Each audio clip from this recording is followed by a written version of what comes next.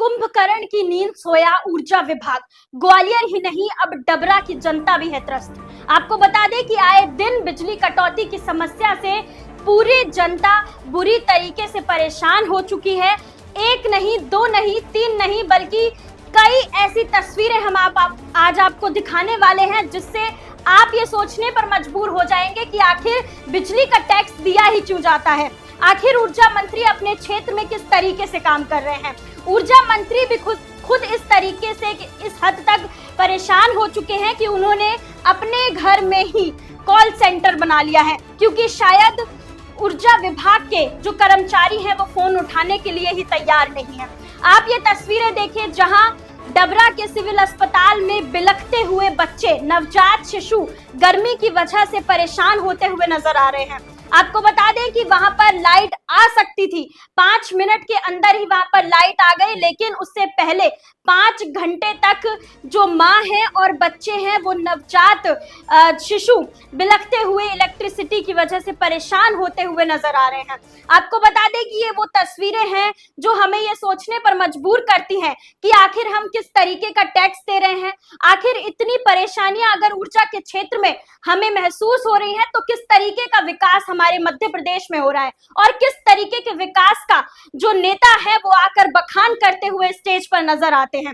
भाषणों में तो ये लगता है कि ना जाने किस हद तक विकास हमारे मध्य प्रदेश में हो रहा है। ये तस्वीरें देखिए, ये वही तस्वीरें हैं बेटी बचाओ चौराहे की। नारायण सिंह कुशवाहा का ये क्षेत्र है जहां पर कुछ समय पहले बेटी के साथ, आपको बता दें कि बेटी की हत्या जो है वो वहां पर कर दी गई थी और आज घनघोर अंधेरा उस क्षेत्र में है। और ये घनघोर अंधेरा इस चीज को दिखाता हुआ, दर्शाता हुआ नजर आता है कि एक बार फिर से नारायण सिंह कुशवाहा का ये क्षेत्र और ऊर्जा मंत्री का ये विभाग और ऊर्जा मंत्री की ये सरकार कहीं ना कहीं एक बार फिर से किसी बेटी की हत्या का इंतजार करते हुए नजर आ रही है।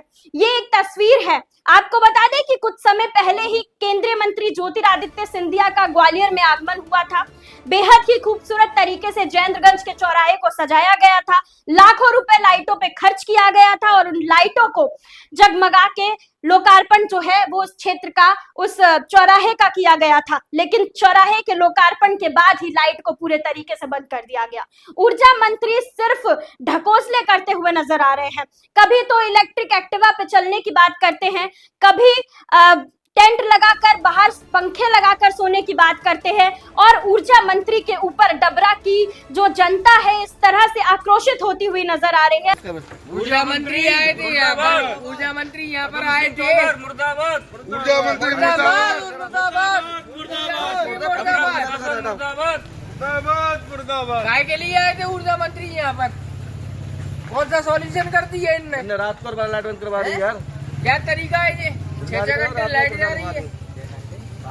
ये प्रद्युमन सिंह जी तोमर के लिए मुर्दाबाद के नारे लगा रहे हैं लोग। मंत्री जी थोड़ा डबरा नगर की ओर ध्यान दें।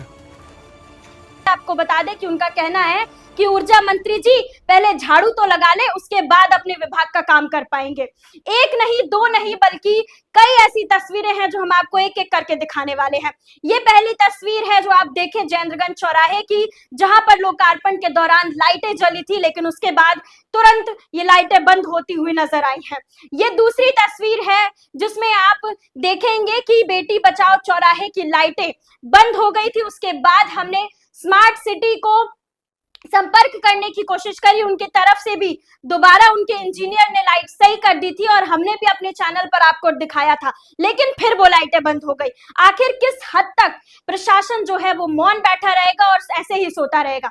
ये तीसरी तस्वीर है, ये ग्वालियर कलेक्ट्रेट की वो रोड है जिस पर घनघोर अंधेरा है। स्ट्रीट लाइटें सिर्फ शोपीस बनकर रह गई हैं क्योंकि वो अंधकार में डूबी हुई है। हमारा ग्वालियर, हमारा देश इस तरीके से अगर हमें सोचने पर मजबूर कर देगा तो किस तरीके से एक इंसान ये अंदाजा लगाएगा कि किस तरीके से हम जो अपने इलेक्ट्रिसिटी बिल भरते हैं, मनमाने दाम इलेक्ट्रिसिटी के जो आम जनता को भरने पड़ते हैं।